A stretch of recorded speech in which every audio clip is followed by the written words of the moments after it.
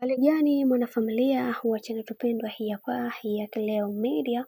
Kama ndo mara yako kwanza, basi nikusihi usisahau kusubscribe, kulike, kushare pamoja na kucomment bwana.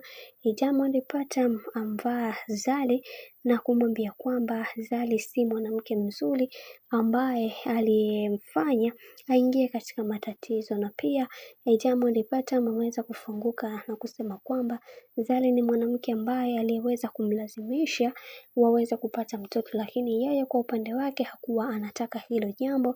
Lakini kikubwa ambacho kinachomsikitisha ni kuhusiana na yeye kuweza kulazimisha mambo, na binafsi alikuwa analiwaza sana hili kwa muda mrefu. Ipo siku atakuja kuliongea, lakini leo hii ameweza kuliwakilisha, na hii ni kutokana na mambo ambayo yanayoendelea kwa kipindi hiki, na wengi wao wakasema kwamba yatupaswa kuweza kutambua thamani za watu ambao wapo katika maisha.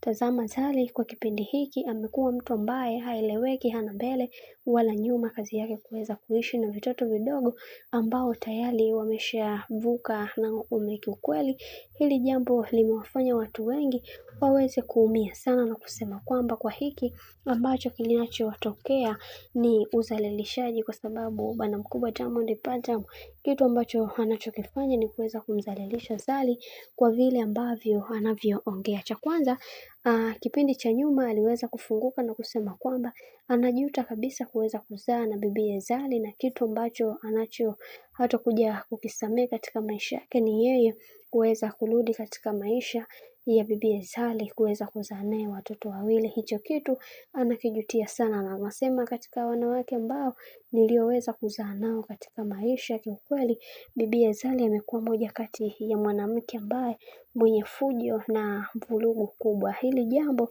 limekuwa likinumiza kwa muda mrefu, lakini niliamua kuweza kulikalia kimya, na hii ni kutokana na hekima na heshima pia ambayo niliyokuwa nayo. Lakini bibi Zari si mwanamke wa kuweza kuishi naye, kwa sababu amekuwa akinipigia matukio makubwa sana, jambo ambalo nikashindwa kuweza kufanya kwa sababu kumekuwa na mambo mengi ambayo yanayoendelea katika maisha binafsi yangu.